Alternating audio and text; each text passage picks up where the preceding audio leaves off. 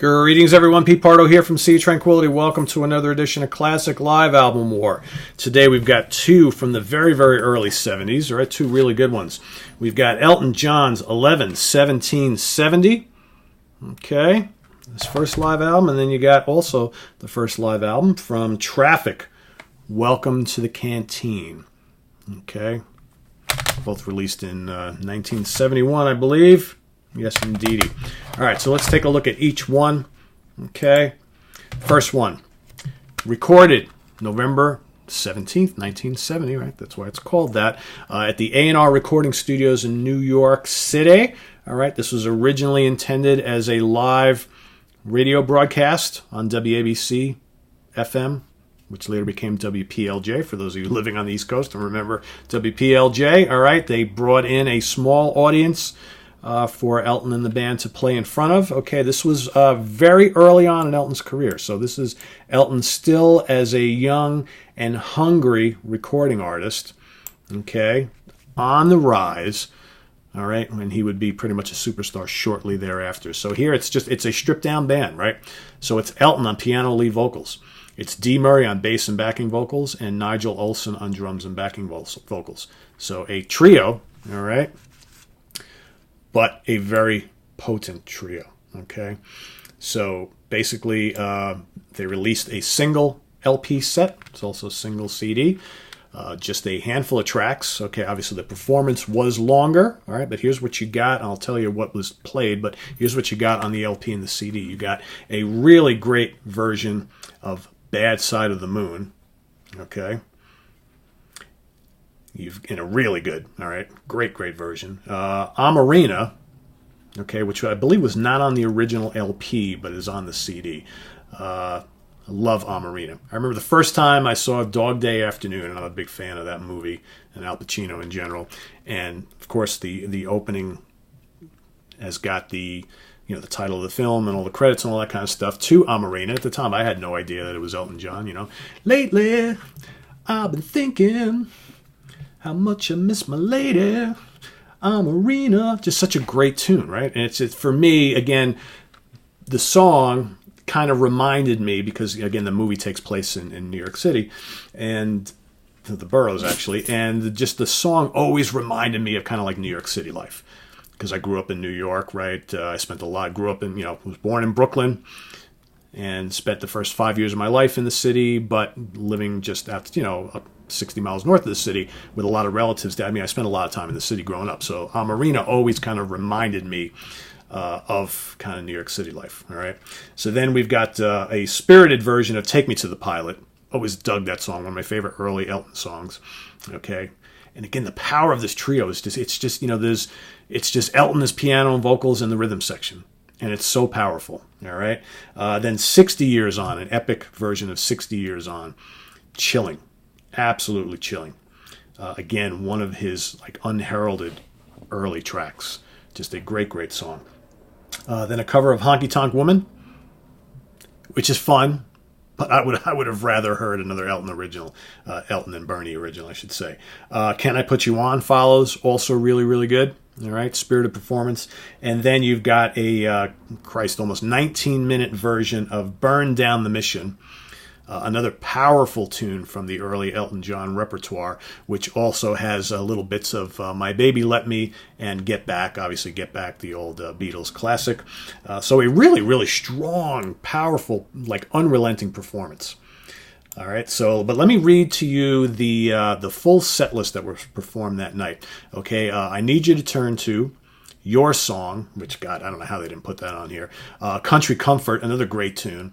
Border Song, Indian Sunset, Amarina, Bad Side of the Moon, Take Me to the Pilot, 60 Years On, Honky Tonk Woman, Can I Put You On, Burn Down the Mission, and then Encore, My Father's Gun.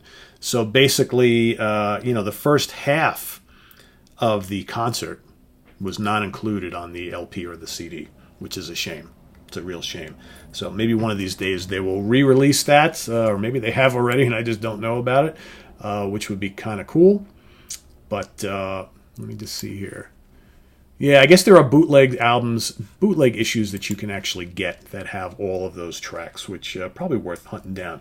But just again, this performance differs from a lot of the other live stuff you might have heard from Elton over the years with the full band, guitars and extra keyboards and strings and horns and all that kind of stuff. I mean, this is like Elton John at his most basic and primal, and you can just feel the hunger of Elton and the band just wanting to impress and knowing that they got the goods to kind of take over the world. Just really, really strong stuff. Very enjoyable. So the other one, Welcome to the Canteen. All right, this is another stellar live album recorded at Fairfield Halls in Croydon, 1971. There's also some recordings in there from the Oz benefit concert in London, both from 1971. It was released later that year in 1971. Again, not a lot of tunes on here. All right, so this is basically at the time, this is the lineup of Steve Winwood. All right. On Hammond organ, lead vocals, electric piano, and guitars. All right. Jim Capaldi on percussion backing vocals. All right. Chris Wood on sax and flute, a little bit of keyboards. Dave Mason, electric acoustic guitars, lead vocals. Rick Gresh on bass.